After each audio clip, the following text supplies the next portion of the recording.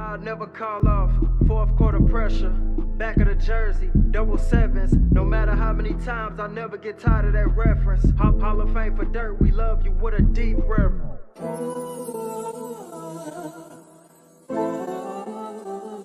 Hi, this is Luka Doncic. Hi, I'm Kyrie Irving. And you're listening to the Mavs Step Back Podcast. They waiting on my fall off. I'll never call off. Fourth quarter pressure. Back of the jersey. Double sevens. No matter how many times, I'll never get tired of that reference. Hall of Fame for dirt. We love you with a deep reverence. Backcourt nasty. I wonder who gon' check him. Cuban did his thing when he went and got number 11. I still got his picture on my wall at 707. Feel synonymous with Kyrie, how we both train with aggression.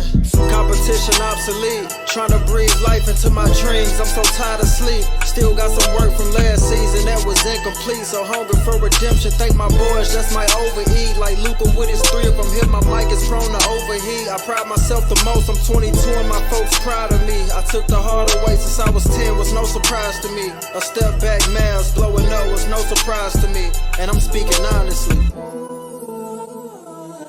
7.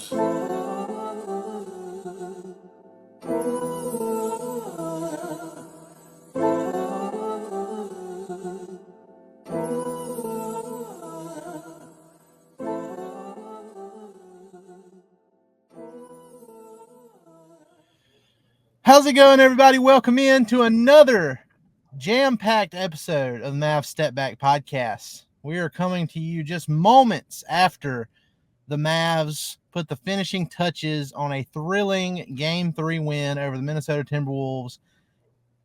It was unbelievable. Just when you thought, and we'll get into everything that happened from start to finish of this game, but just when you thought maybe the Timberwolves had found something and, they were going to take advantage of Derek Lively, who went out of this game in the second quarter with a neck sprain. Just when you thought that Minnesota was going to get something going, the Mavs reminded everybody that they have Luka Doncic and they have Kyrie Irving, and the Minnesota Timberwolves do not. And coming into this series, I said, as good of a defensive team as Minnesota is, the difference was going to be the experience, and especially from the two guys leading the way, Luka and Kyrie.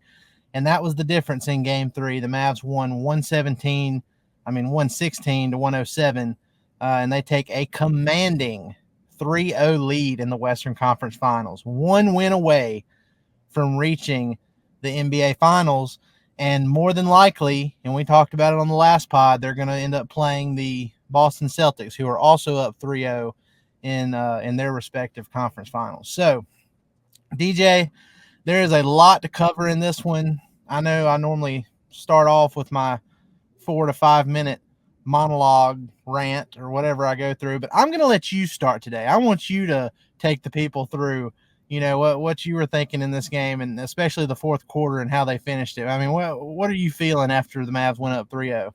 Oh, Jesus. So I'm going to be a little scatterbrained here, guys. So you're just going to have to forgive me because I'm going to go down some rabbit holes and, we're just going to be all over the place for a little bit. So just bear with me. That's what we're here for. Tomorrow's a holiday. We're here. Just go for it. Well, I'll tell you this, we started off the game. I don't want to say dominant, but we started off the game in control. While Lively was before Cat took that cheap shot on Lively, and I'm going to call it a cheap shot just because he also cheap shotted him before the one that knocked him out of the game whenever he need him in the balls. So, I don't care. That it was a cheap shot to me. I thought it was dirty, but whatever. Before you go there, I do want to give my thoughts on that specific incident. So what DJ's talking about is, okay, so I think it was in the first quarter where Cat drove to the rim and they called Lively for a foul, even though Cat need Lively in the Livelies. And it was so obvious that it was an offensive foul that Kidd challenged it. And even the announcers on TNT were like, okay, yeah, that's going to get overturned. And Tony Brothers decided, no, we don't like Derek Lively's nuts, so we're not going to overturn this, and we're going to. There isn't going to be a Derek Lively the third because this is the second time this series he's gotten nailed in the balls. How dare Lively's nuts foul Cat's knee? How dare they? So that's how that ended up. And then later on, now the knee to the nads is the one that I thought was intentional by Cat.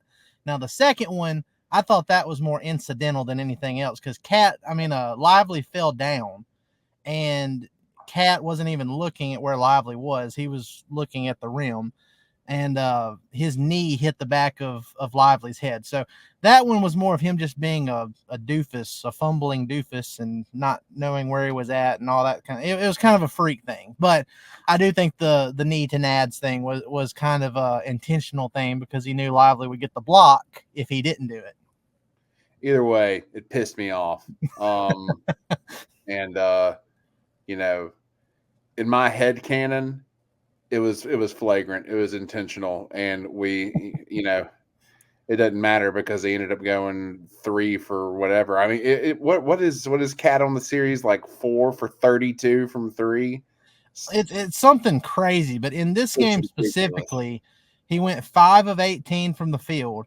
He went 0 of 8 from 3, which was poetic justice in my opinion, because for the last 3 years we've had to hear about how Cat is the greatest shooting big man of all time. That was his self-proclamation, and then it was just poetic justice for him to put up the stinker that he did with Dirk Nowitzki sitting courtside. Mm-hmm. How awesome was that? Mm-hmm. No, see, Dirk would never.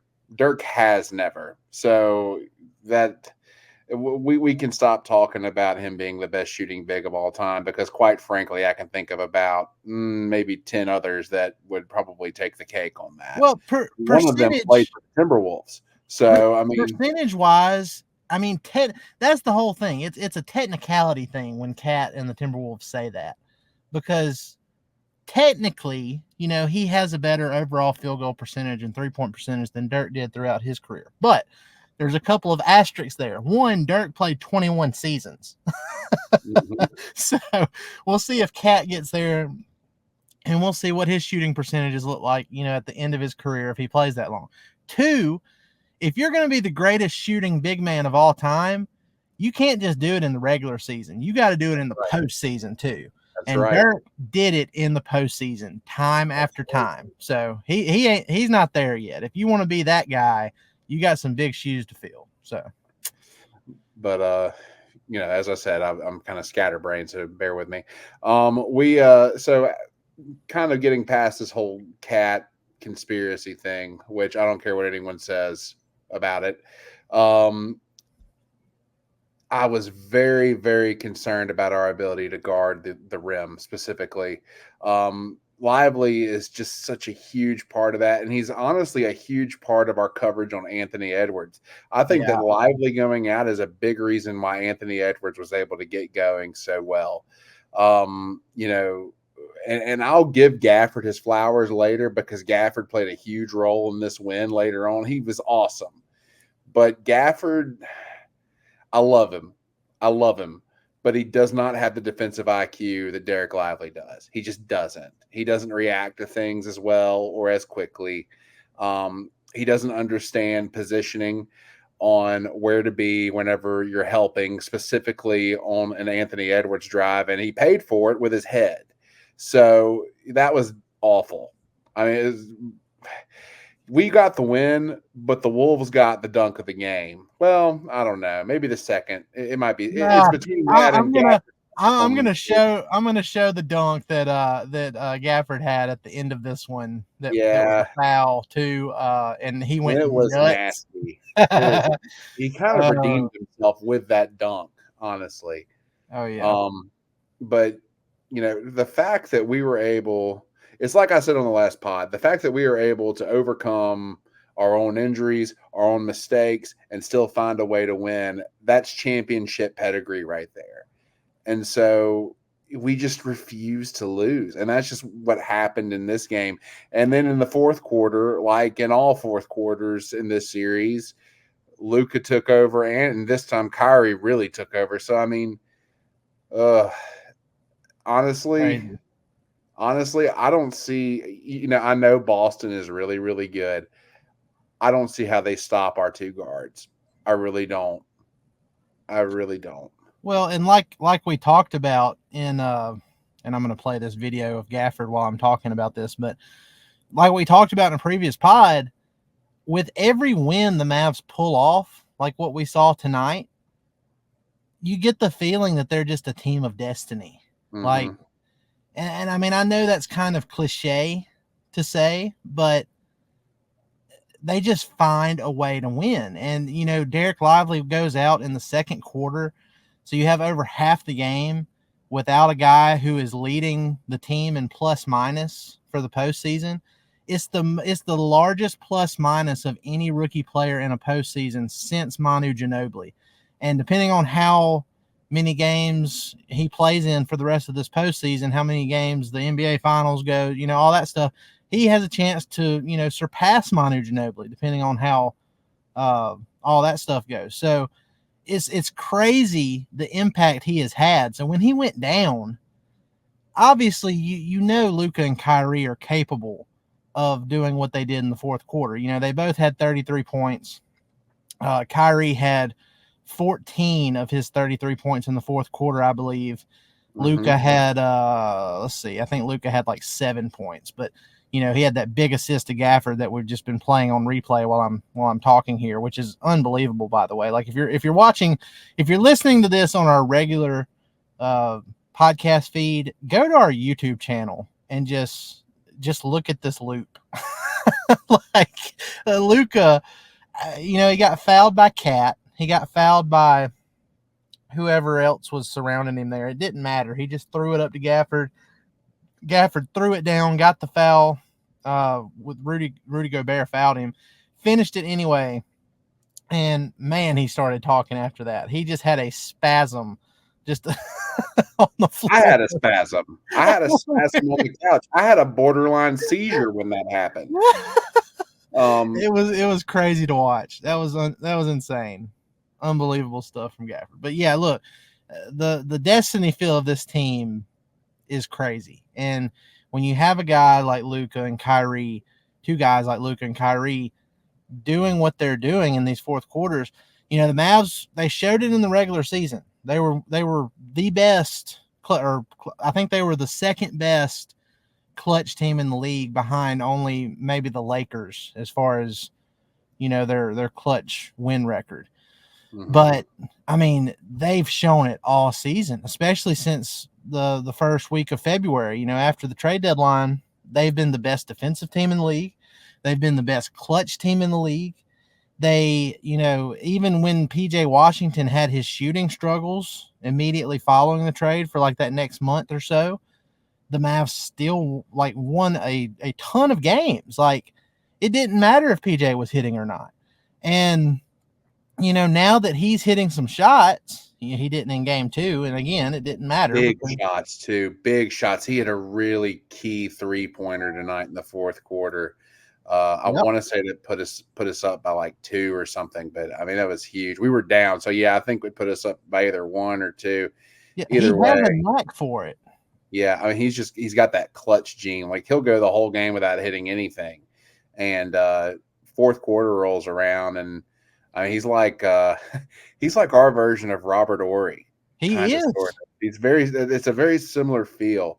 For those of y'all who don't know or never saw Robert Horry, some of our younger listeners, Robert Horry was a forward who played for the San Antonio Spurs back in the Tim Duncan, Manu Ginobili, Tony Parker era.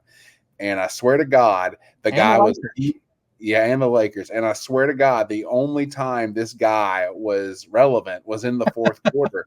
But you better believe that in the fourth quarter, he was going to light you up. And that's what, you know, PJ's a better player than Horry was, but he's got that same like fourth quarter feel to him. Yeah. Big shot Bob is what they call him. Well, I mean, people in our group chat are calling PJ, you know, Jesus Washington. So I don't know about that. But hey, might be taking it a little too far, but hey, we're a game away from the NBA finals. It's time to overreact a little bit.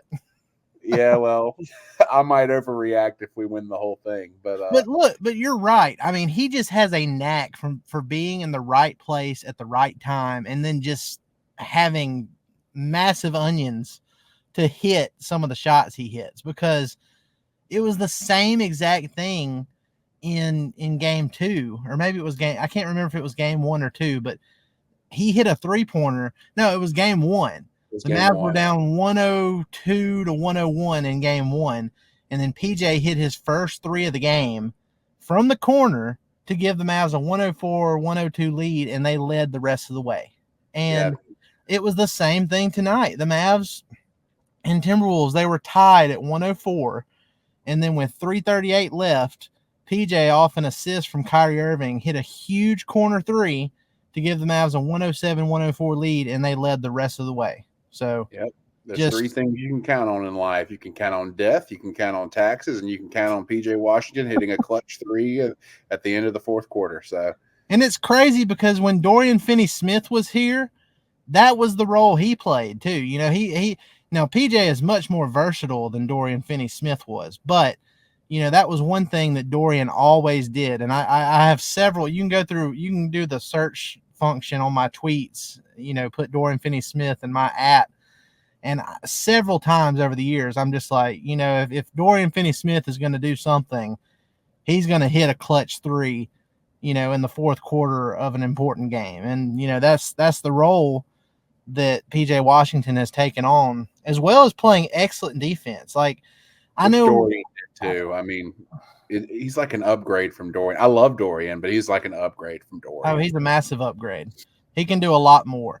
And look, as much as we want to, as much fun as we have had with Cat's struggles, and, you know, kind of, you know, we've clowned him a little bit for the greatest shooter of all time thing. And it was, like I said, it was kind of a poetic justice thing, him putting up that offer from 3 in front of Dirk, which is incredible to me. As great as all that is, we got to give credit to the Mavs D. Like, this isn't just Cat stinking up the joint. Like, he has missed some open shots, but a lot of his misses, he is being forced into taking bad shots, and he's been forced to miss. I mean, the Mavs have just played great defense on Cat overall in this series, and PJ Washington is a big part of that. Yeah, man, and you know, it's not just Cat that's struggling because of the Mavs defense. I attribute Anthony Edwards' struggles up until tonight to the Mavs defense as well. And you know, these absolutely, you know, sports announcers are wanting to say, they're just not making shots. Anthony Edwards is just off. You know, whatever. No, whenever you say things like that, it's demeaning the Mavericks. It's demeaning the effort that they put in on the defensive end. The reason these people aren't performing well is because we are in their grill. It's because we understand the scout. So, you know, we've hung our hat on defense all year. Defense is what's gotten us here. Well, since February, rather. Let me correct myself. We've hung our hat on defense since February. Defense is what's gotten us here. And it's about time that we get some freaking respect about it, because it's been the best in the league. It's been the best in the league. And we have toppled 2 teams that everyone else thought had better defensive players than we did, better defensive schemes than we did. We beat the Thunder, and we're about to sweep the Wolves. So what do you have now? It isn't because they're cold shooting. I promise you that. Oh, yeah. Yeah. And look, Jason Kidd is coaching his ass off during this playoff run. He has, you know, especially in this series. He's been fantastic in this series. He's been awesome. And look, I mean, I know he has his quirks that, you know, get on people's nerves out every now and then. Our nerves every now and then, you know, with maybe not calling a timeout as soon, or, you know, not playing X player over X player, you know, stuff like that. But Tim Hardaway Jr., he's finally gotten past. Thank you, God. Yeah, he's but I mean, finally gotten over that. We got to give J Kidd his props, because he has proven now in 2 out of 3 seasons, if you give him the right personnel to work with, like if you will actually give him capable defenders around Luka, because I mean, look, they made it to the Western Conference Finals without Kyrie Irving 2 years ago. They just didn't have the front court to push it over the finish line, and now they do. Yeah.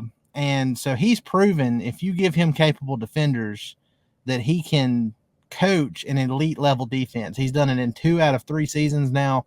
And the difference is this time, this team has more staying power because your core is around the average age of like 25 years old. And, it's one specific thing, and I'm kind of going down a rabbit hole and branching off here, but one specific thing I have loved about Kid, and I know like our guy Kirk Henderson, Mavs Moneyball, we've talked with him in group chats, and he, Jaden Hardy kind of gets on his nerves a little bit. But one of the things I have loved about Kid in this playoff run specifically is that he has committed to Jaden Hardy over Tim Hardaway Jr., which is something that we both wanted to see in the regular season, because before the All-Star break, there was like a 6 or 7 game stretch where Jaden Hardy was shooting over 50% from three. He was averaging over 10 points a game. He was a key contributor off the bench for a Mavs team that at that time was on like a 5 or 6 game win streak or something like that going into the All-Star break. And, then after the All-Star break, he just kind of dropped out of the rotation. And it was odd because he was playing so well. And we just couldn't understand, why Tim Hardaway Jr. was continuing to get the run, over Hardy, given how well, because it's not like Hardy did something bad to warrant going to the bench and just being forgotten about. But I guess Kid just forgot about him over the All-Star break. But it's good to see Kid go to Hardy, and, Hardy put up some productive minutes, especially in this series, because look, he's not a perfect player. He's going to be out of control sometimes. He's going to have some turnovers, but he's not scared of the moment. And that by itself is worth something, because 90% of the battle, man. He is not scared. He will go out there and hit a three. He'll go out there and drive to the basket, finish with contact. He doesn't complain if he doesn't get the foul or anything like that. I'm not throwing shade at Luka. I'm just I'm just calling it how it is. He just drives in there. He knows that he has real scoring chops, and he is not afraid. And it has been delightful to see Jaden Hardy take advantage of some bench minutes in this series, because I think, he can control things better than Tim Hardaway Jr. If you throw Tim Hardaway Jr. in there, the only reason you have him in is, maybe he can hit some threes, but more times than not, especially in the second half of this season, he hasn't done that. So you put Jaden Hardy in there, who can hit threes just like Hardaway can, at a better rate than Hardaway can, but he can also drive too. And the kid is only 21 years old, DJ. If he can tighten up those handles a little bit, and, continue to just work on his craft and maybe add a little bit more muscle to his frame, he's going to be a problem going forward. I'm really thrilled that that Kid has given Hardy a chance in this postseason, and he's taken advantage of it. Well, he's got a really, really good motor. Whenever the kid is out there are no plays that he takes off. He's going 110% all the time. And, sometimes it's just too fast. Sometimes he's going too fast. But that's, not every rookie is going to be Derek Lively and just, mesh. You know what I'm saying? Lively, or not like Hardy, I know he's not a rookie anymore, but still he's only 21 years old. He's still extremely young, and he's still going through an adjustment period. But these playoff minutes, these meaningful playoff minutes, are going to be huge for his development. And, the Kid throwing him out there in these scenarios tells me that he's going to invest in him for the long haul. And that really gives us reason to believe that, this team is going to invest in him for the long haul. But yeah, the main thing that I've noticed is his only detriment is his handle, specifically really whenever he goes to his left, whenever he's crossing over to his left or switching to his left. He tends to lose it a little bit. He gets a little frantic, a little out of control, but man, he's not scared of anybody. I mean, he took it right at the Defensive Player of the Year, whatever that title's worth anymore, but he still took it right at him, and had a big time finish over him. One, did they call that a foul? I don't think they called it a foul, but No, they didn't. It should have been. I mean, he was on his ass. They treat Hardy like a rookie. Well, technically, he is a playoff rookie, but he's not a rookie. He's a second-year player, but they treat him like he's a rookie when he's driving to the rim. So, well, he took it right at him, and he was able to finish. And there in just about every game that he has played in during this playoff series, I have been wowed by some of the things he has been able to do. And I think you give him more minutes. Let's lengthen the leash a little bit. Let's see what else he can do, because he's extremely physical on the defensive end. And again, you can't measure the importance of a high motor player. You just can't. And if they have any semblance of talent whatsoever, you're going to get production. So if you're going to get anything whenever Hardy is on the floor, it's max production. It ain't always going to be pretty, and it ain't always going to be efficient, but you're going to get something. Well, and one thing I have seen, and we have a lot more to talk about than just Hardy too, but I do want to get this point in before we move on. One thing that has been apparent since even last season, when Kyrie came over after being traded from Brooklyn to Dallas, he's kind of taken Jaden Hardy under his wing, and he has instilled confidence in him. And Hardy even said, and we had several different interviews with Hardy over the course of not just last season, but at the beginning of this season, where he talked about Kyrie and his mentorship, and that plays a big role in Hardy's demeanor in this postseason.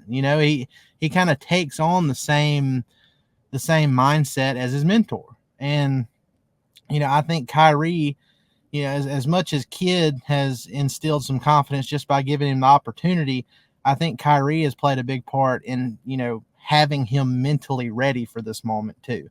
And it's been great to see. So hopefully he keeps it up. It was great to see him get to the free throw line. We saw that several times during the regular season where he just had a knack for getting there.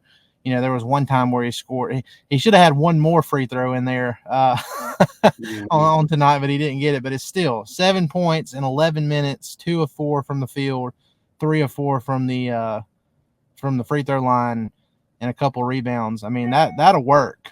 That'll work. You get that kind of production in just 11 minutes off the bench when you kind of need to take some pressure off of Luka and Kyrie from being the full-time ball handlers and guys who can create their own shots. That's big. So, hopefully he can continue that, and, maybe he can play a factor in the NBA finals, so we'll see how it goes. Now, obviously, the Mavs are still kind of in that Kobe Bryant mode in their press conference. Job's not finished. They're not even thinking about the NBA finals right now, but we are, because no team has ever come back from a 3-0 deficit in the history of the NBA for good reason. I mean, especially, at this high level of competition, to ask this Minnesota Timberwolves team to beat Luka and Kyrie Irving 4 times in a row, I mean, it's not happening. It's not happening. So, in fact, they won't win one game if Lively is back. They will not. I do agree with that. Man, the energy that Lively brought to the start of this game awesome. Was unreal. And they had him mic'd up too on TNT. I don't know. I need to go check TNT's Twitter account and see if they posted the audio from that. But like, he was just the announce, like Stan Van Gundy. He was amazed by how vocal Lively was being. He couldn't believe he was a 20-year-old rookie, and I can't either. We said He ain't a rookie anymore. It's kind of like the freshman rule. Once you reach the NCAA tournament, or once you reach playoff basketball, you ain't a rookie anymore. You ain't a freshman anymore. I mean, we're past that now. Lively, he's by no means in his prime, but he's definitely leveled up since draft night, and he's leveled up considerably. In fact, I think he's the only rookie that is still playing in the NBA playoffs. I don't know. I'm sure there's some that we're not thinking of, but I don't think so. I think I read that. I that think might be right. I think he is the only active rookie that is still playing in the NBA playoffs. Granted, I'm sure other teams have rookies, but they may not be seeing the floor right now. And I think it's it's something that he did. I still can't believe he didn't make first team all rookie. Do you think it's position? Do you think that's the issue? I don't think so. Well, I thought it might have been position related, but somebody told me that they don't do that for the all rookie team. So I don't know. I feel like he just made it to the second team because they put those other 5 guys ahead of him. Which, look, Luka finished third in MVP voting, and he's the only MVP finalist left in the playoffs, and he's about to go to the NBA Finals. So, it really doesn't matter. I mean, it's nice to have that, as a piece on your mantle, so to speak. But it's not a huge deal. So it's a popularity contest at the end of the day, and also at the end of the day, wins mean more than popularity. If you really want to be popular, go win the finals. So that's all they care about. Look, if Luka Doncic ends up with finals MVP, I guarantee you that means 100 times more than a regular season MVP. Like, who cares about the regular season MVP?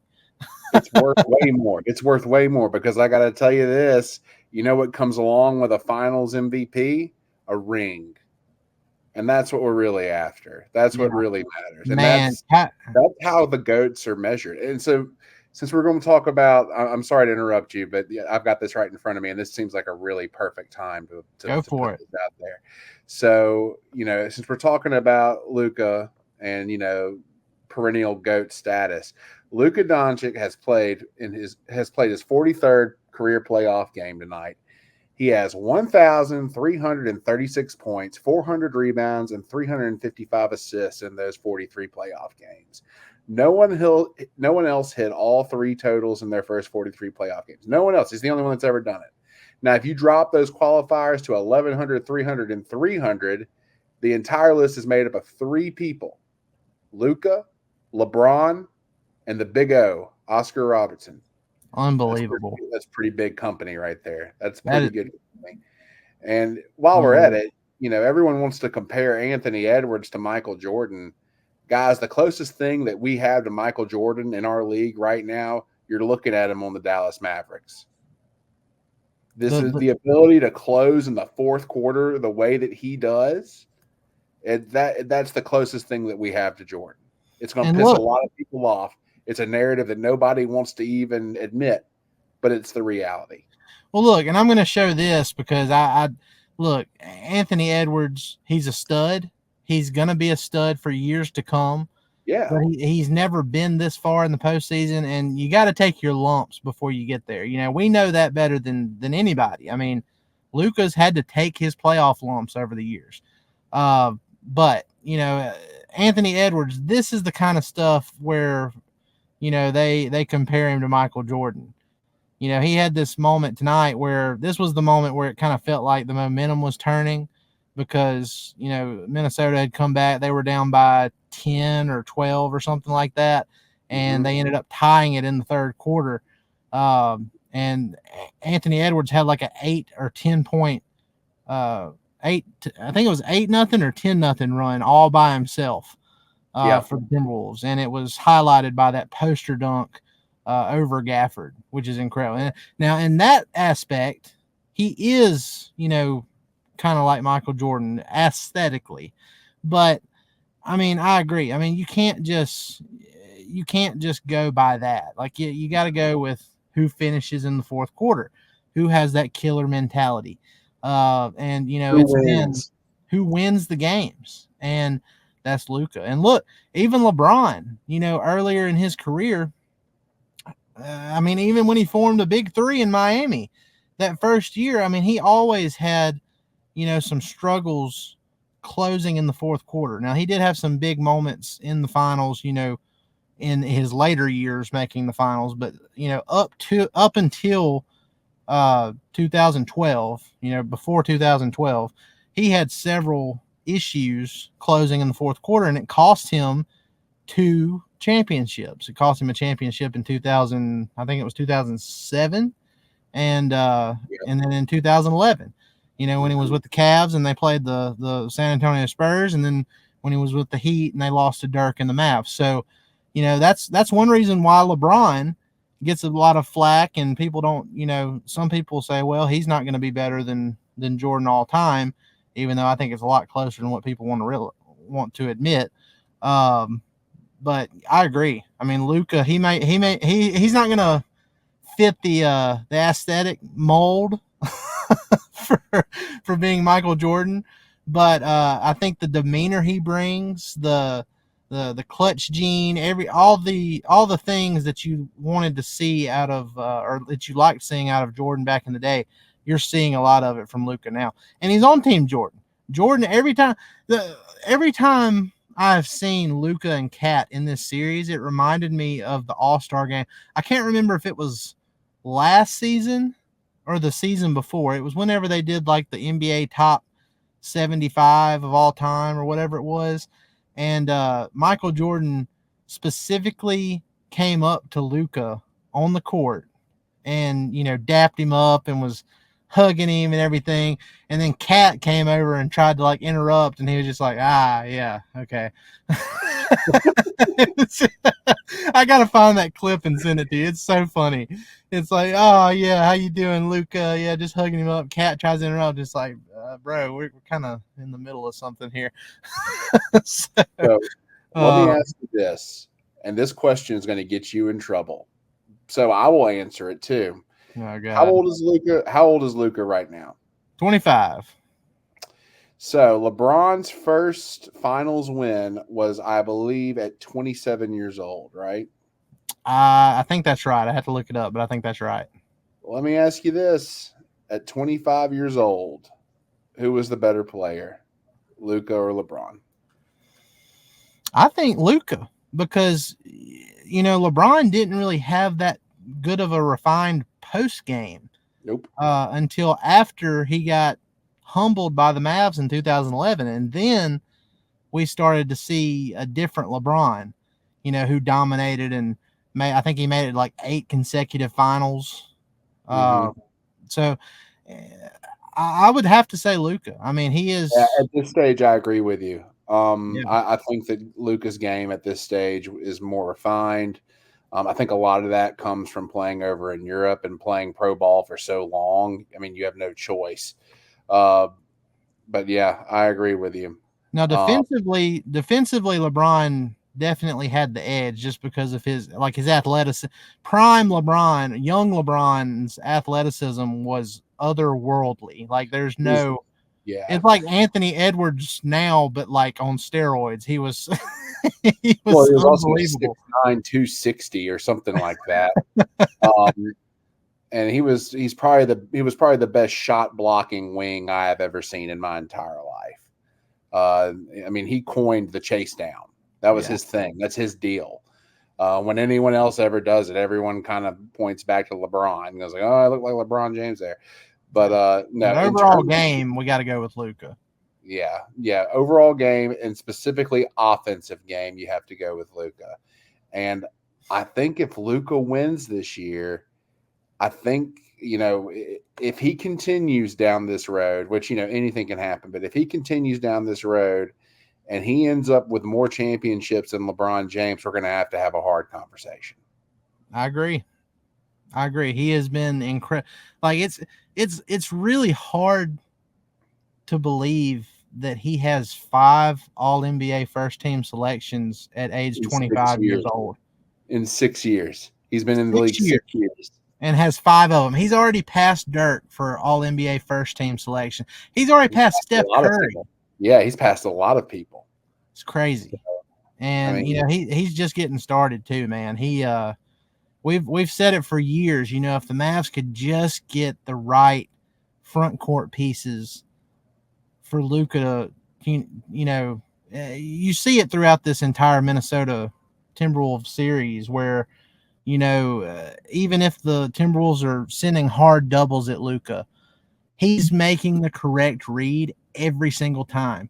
And the reason that's working is because he has guys who can actually catch the basketball. Mm-hmm. He doesn't have to throw it over the top. He can do a bounce pass between two defenders' legs to, Lively or Gafford or PJ, whoever it is.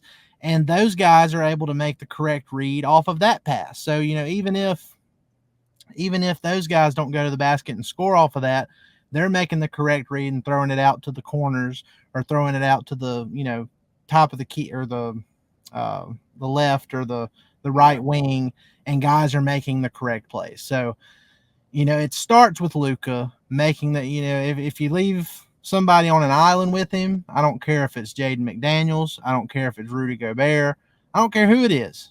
Luka's going to find a way to get a bucket. And then if you send a double, you're kind of screwed there too, because you're going to leave somebody wide open. And, big shout out to Nico Harrison and the rest of the Mavs front office for taking the initiative and putting this roster around Luka now.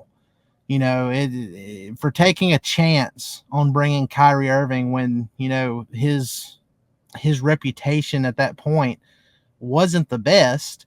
And now, in hindsight, we realized that, a lot of that was just how and I'm not saying Kyrie didn't do something. And even Kyrie says he's done some things that he, probably shouldn't have done. But he definitely pissed some people off that he shouldn't have pissed off. And they demonized him in the media. And that's why he has the reputation that he has. Yeah. So you got to shout out to Nico Harrison for taking that opportunity to flip Spencer Dinwiddie, who might not be in the league over the next few years, or if he's now a veteran minimum player, Dorian Finney-Smith, and a first-round pick for Kyrie Irving. And so he took that. That's the first, risk he took. It's really not a risk now that we look back on it. But he got Kyrie. It didn't work out that first season because him and Luka were both banged up, and they had to, kind of gut their depth a little bit to bring him in. Finney-Smith and Dinwiddie, they were both starters, and they didn't have the big man situation. They missed the playoffs. They get Lively. They make the sign and trade for Grant Williams, who they later flipped for PJ Washington. That was the most impressive one. To me, that was the most impressive thing that he did, because, to be able to get PJ Washington out of Grant Williams is just absolutely insane. They somehow conned OKC into giving them a first-round pick so they could flip it for Daniel Gafford. Like, man. Nico's fleecing people, dude. Like, he's straight up fleecing people. But I'm going to tell you what, there are two key things that really stood out in those moves. Number one, we were able to get Derek Lively. And I don't want to toot my own horn too much.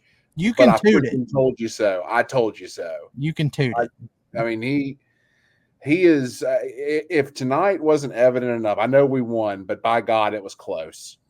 If tonight didn't make it evident enough, he is our defensive anchor. Even though he comes off the bench, he is our defensive anchor. Everything runs through him as far as defense is concerned. So, that's number one. Number two, I think is pretty obvious. It's PJ Washington, because he's so versatile on both ends of the floor. He gives Luka that corner three specialist that we need. And honestly, we need more of them, if you want my honest opinion. But we'll talk more about that in free agency. But, those two guys changed the core. And Gafford, I would say, would be third. But those three guys changed the course of everything.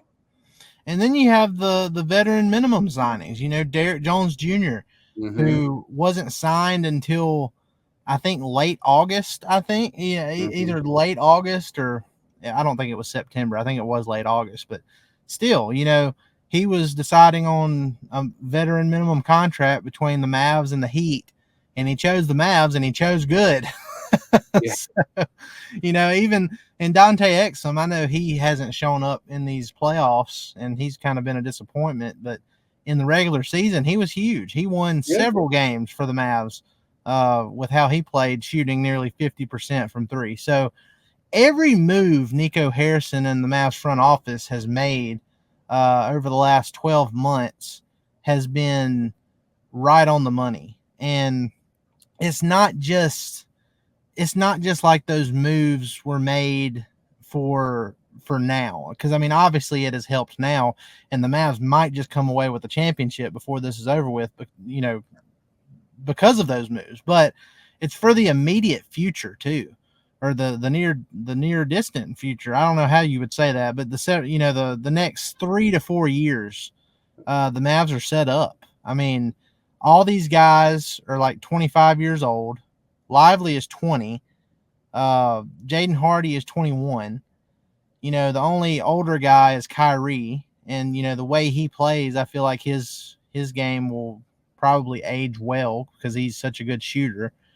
But all these guys that they traded for, PJ Washington and Daniel Gafford, they're on contract for the next several years.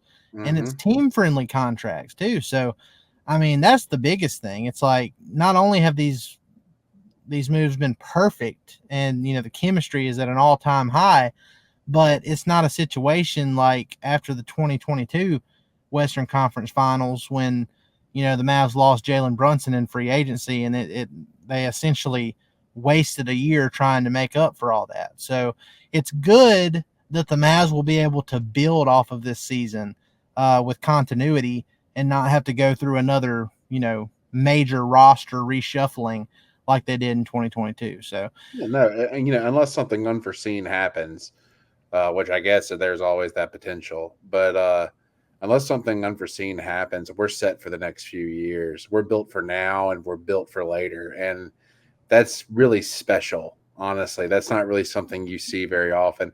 And I'll tell you this, it's kind of that way throughout the whole Western Conference. You have the Minnesota Timberwolves. They're extremely young, with the exception of Gobert, but Gobert kind of sucks. I'm just going to put that out there. I don't care. I think the TNT crew agrees with you because they, especially Draymond Green, but And Cat, I wouldn't call Cat young either. How old is Cat? I don't know. I think Cat's nearing.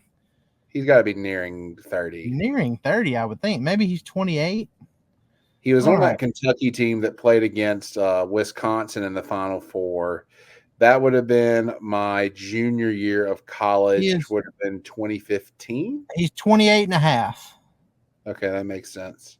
Well, I wouldn't call him old, but he's definitely not a spring chicken anymore. Either way, the NBA on TNT crew kind of echoes my sentiments about him too. But the Timberwolves are young, they're good.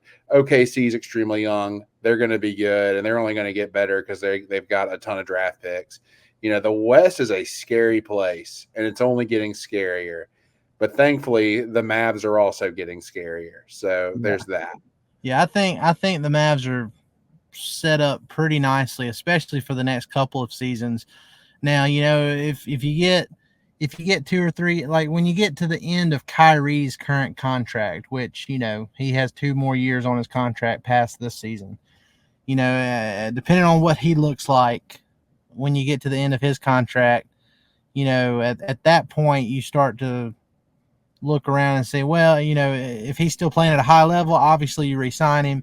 If it's a situation where they need to look to get a different secondary star to Luka, then maybe you have that conversation at that time, but that's not anything we're going to have to worry about right now. They are set up to really have something special here for the next several years, and hopefully it ends up with the championship this season. Because look, I'm not underestimating the Boston Celtics. I think the Mavs are going to have to switch things up defensively a little bit from how they've defended the Timberwolves. But I do think Jason Kidd and his coaching staff are more than capable of doing that. They've been more than willing to give the Timberwolves open threes off of, depending on who it is they're leaving open from the three-point line. You're not going to be able to do that against the Celtics. I mean, for the most part of this series, the Mavs have wanted to just stack the paint, just pack the paint and take away the easy buckets inside and, give up some threes here and there. Can't do that against the Celtics. They're too good of a three-point shooting team. You're going to have to, man up on the perimeter, on everybody on the perimeter. And if they blow by you and they get a 2, so be it. But, have everybody guarding out on the perimeter, leave one, either Gafford or Lively in the paint. And, if somebody blows by, maybe you get a block, maybe you don't. But you can't give up that, Celtics, that's going to be a series where it's like if you give up a 3 over a 2, it's going to kill you in the long run. Yeah. Well, here's my source of encouragement about this. You remember the Oklahoma City Thunder ran a 5-out. Yep. And all 5 of those people were shooting threes. I don't think they shoot as well as Boston does, but they could shoot it. All 5 of them. I think OKC was the best 3-point shooting team in the league, if I'm not mistaken. There you go. I don't. Either way, we did a really good job on them, I thought. And the thing about Boston is they have way less rim protection than OKC ever did. Way less. Al Horford is not going to be able to deal with that at all. But, I'm not going to sit here and tell you that I'm not worried about Boston because obviously Jaylen Brown can get going at any time. Jason Tatum, I guess, is technically a star, even though I have my own reservations about him. Derek White's good. Drew Holiday's good. Horford is Horford.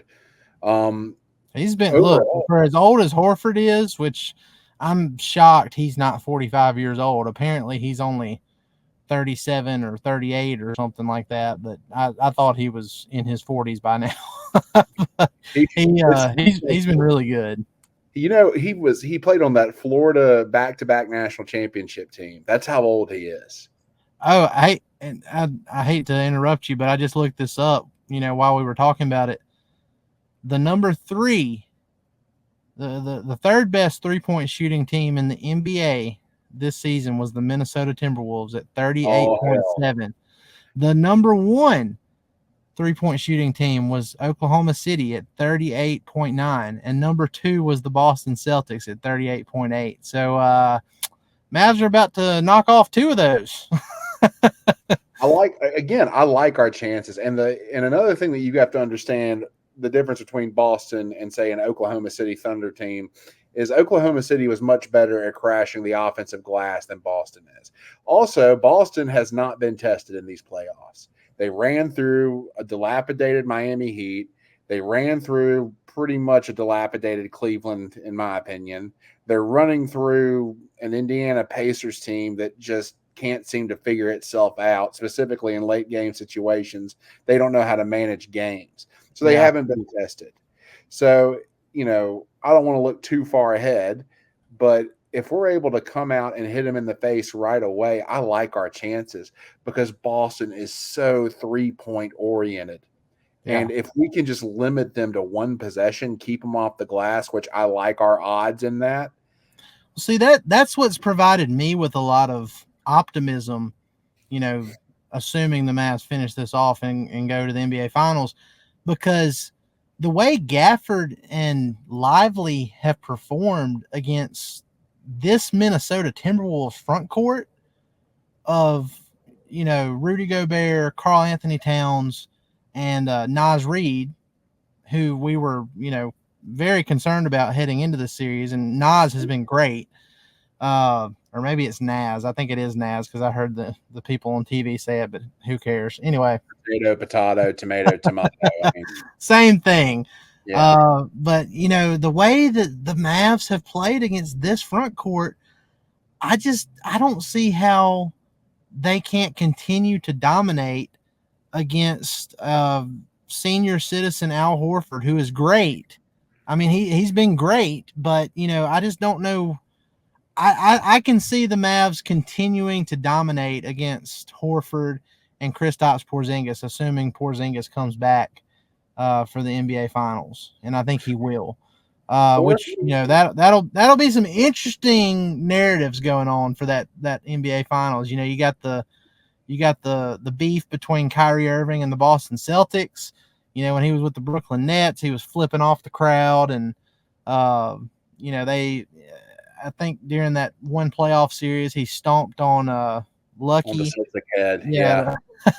And then you have the Kristaps Porzingis playing against his former team, which I think Jason Kidd knows very well how to game plan for Porzingis. That's all I'll say. Well, Horford has lost a lot of his bounce and a lot of his athleticism. He's a really good below the rim defender.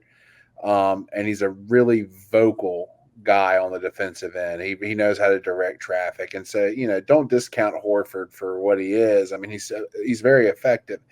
I just don't know if Horford can keep us off the glass. Porzingis, you throw Porzingis in there, yeah, he's gigantic, but he wants to dance around on the perimeter like he's a guard. And again, I don't know if Porzingis can keep us off the glass. This Celtics team is so this Mavs team is so rugged and so physical, and I just don't think the Celtics have experienced this in the Eastern Conference. I really don't. They haven't. They have not been tested. So I think that gives us a bit of an edge. I think that, if Lively comes back, we sweep the Wolves. And I think sweeping the Wolves is a hell of a lot more impressive than sweeping the freaking Pacers. Oh, yeah, for sure. And let's be honest. The Pacers should probably be up 2-1 in that series. They beat themselves. Choked in they choked in game 1. And then in game 3, with Tyrese Halliburton out, they had an 8-point lead with 2.5 minutes left, and they choked that away too. So, Boston is good.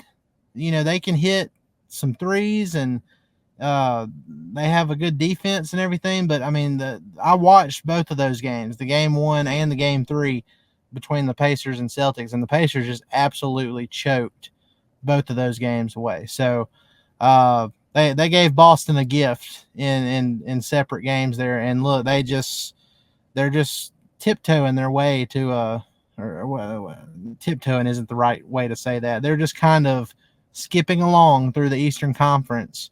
5 games in round 1, 5 games in round 2, probably a sweep in round 3, but we'll see if the Pacers put up a fight. Their first real test is going to be against the Mavs, more than likely, in the finals. So, we'll see. It's going to be a lot of fun. I'm excited about it. It was great to see the Mavs come out and, just stomp out the Timberwolves in a game that they very well could have, lost after losing Lively. But this team is resilient. They have a very strong mental approach to, it's a very, I know it's cliche to say next man up mentality, but that's really how they go about their business. It's a real thing. Yeah, it's a real thing, 100%. Next man up and next play mentality. They never get frazzled. After that Anthony Edwards run that he made all by himself, we responded extremely well.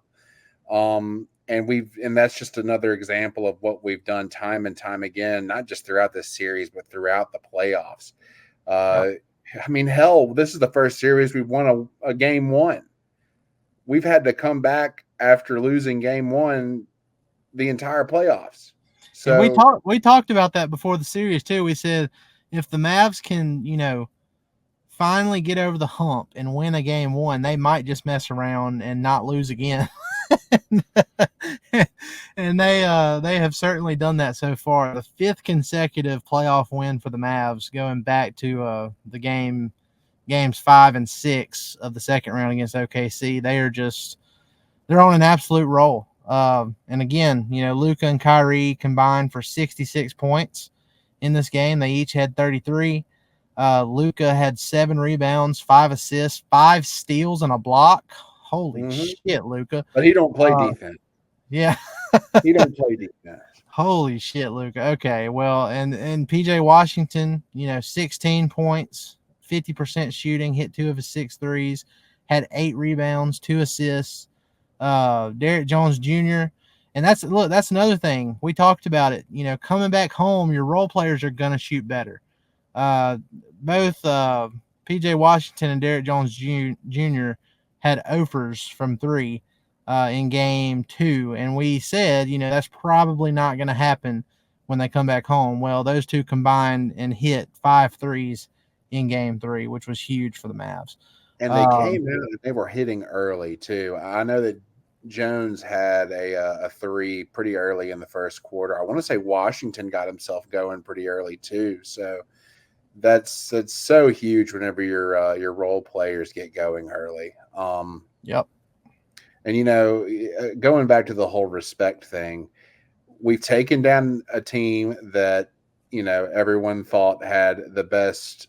I wouldn't say the best backcourt overall, but the best backcourt player in Shai Gilgeous-Alexander. We took them down. We're about to sweep the team that everyone thinks has the best front court in the NBA. Not just beat them, sweep them. It's time for some respect, guys. And I know that everyone's going to pick the Boston Celtics, and I know it's going to infuriate me, but that's fine.